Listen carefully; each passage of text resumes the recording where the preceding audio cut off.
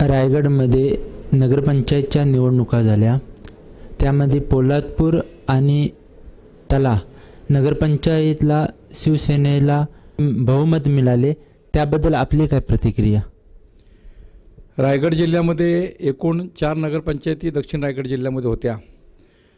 त्यामध्ये पोलादपूरमध्ये आम्ही निर्विवाद बहुमत मिळवलेले आहेत। 17 पैकी 12 बहुमताने निवडून गेलेले आहेत आणि 2-3 जागात आमच्या 2-3 मतांनी पडलेल्या आहेत। तळा तालुक्यामध्ये सुद्धा शिवसेनेने 17 पैकी 11 जागा जिंकून अत्यंत चांगल्या प्रकारे बहुमत सिद्ध केलेलं आहे। ही नगरपंचायती दक्षिण रायगड जिल्ह्यामध्ये येतात। या दक्षिण रायगड जिल्ह्यामध्ये शिवसेनेच्या माध्यमातून केंद्रीय अवजड उद्योगमंत्री नामदार अनंत गीते, आमदार भरतशेठ गोगावले, माझे सहकारी जिल्हा प्रमुख रवी मुंडे आणि मी स्वतः माजी जिल्हा प्रमुख आणि शिवसेना सल्लागार म्हणून अत्यंत चांगल्या प्रकारे नियोजनबद्ध लोकांना कार्यक्रम आखून दिला होता।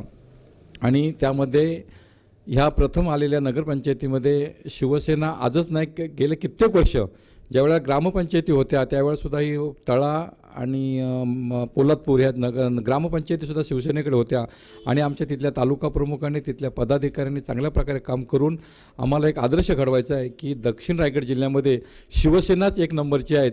कुणीही कितले पक्षांनी, भाजप असेल, काँग्रेस असेल किंवा राष्ट्रवादी असेल, जरी कुणीही किती वल्गना केल्या तरी दक्षिण रायगड जिल्ह्यामध्ये शिवसेनाच एक नंबरची आहे असं आम्ही पुढील भविष्य कालावधीमध्ये येणारी कुठली निवडणूक असेल, पंचायत समितीची असेल, जिल्हा परिषदेची असेल, लोकसभेची असेल, विधानसभेची असेल, कुठल्याही येणाऱ्या निवडणुकीमध्ये शिवसेना एक नंबर राहील असा मला आत्मविश्वास आहे।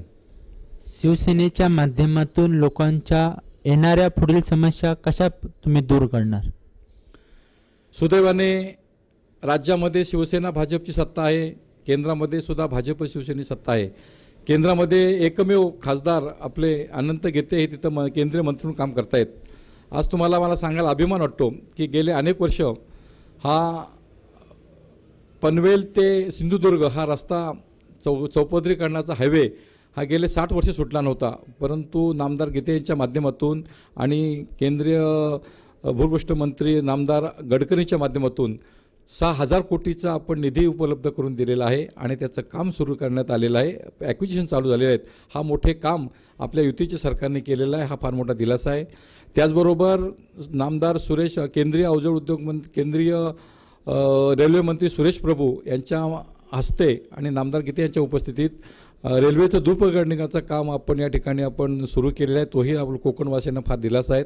अशा प्रकारे कोकणामध्ये आणि रायगड जिल्ह्यामध्ये शिवसेना भाजपच्या सरकारच्या माध्यमातून जे प्रश्न असतील ते प्रश्न सोडवण्यासाठी आपण प्रयत्न करतोय आणि मला खात्री आहे आपले पालकमंत्री भाजपचे आहेत आणि आपले आमदार भरतशेठ गोगावले आहेत, खासदार अनंत गीते चांगल्या प्रकारे काम करतायत आणि विकासात्मक रस्ते असतील गावाला जोडणारे, त्या ठिकाणी पाण्याच्या योजना असतील, त्या ठिकाणी बाकी इतर काय गोष्टी असतील त्या गोष्टी करण्यासाठी आम्ही आपल्या शासनाच्या माध्यमातून आम्ही चांगल्या प्रकारे प्रश्न सोडवतो।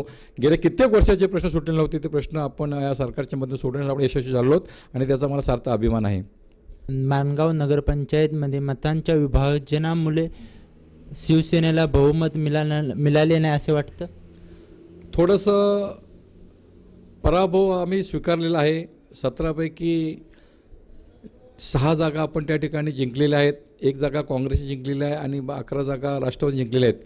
परंतु मताधिक्य पाहिलं तर एकूण मिळालेल्या मतामध्ये 4,000 मतं आपल्याला मिळाली आहेत आणि 4,120 मतं फक्त राष्ट्रवादीला मिळाले आहेत। फक्त 120 मतांमध्ये त्यांची उमेदवार जास्त मिळाले आहेत, परंतु मताधिक्य म्हटलं तर फारसं काय जास्त नाही, 120 मताचाच फरक आहे आणि त्यामुळे मताची आकडेवारी पाहता जरी आपण तांत्रिकदृष्ट्या हरलो असलो तरी मताधिक्य आपल्याला चांगलं मिळालेलं आहे आणि त्यामध्ये थोडंसं निवडणुकीच्या पूर्वी आपले उपजिल्हा प्रमुख ज्ञानदेव पवार आपल्यातून गेले नसते तर आपल्याला फार मोठं बहुमत मिळालं असतं आणि सर्वोच्च जागा जिंकल्या असत्या असं मला पूर्ण आत्मविश्वास आहे.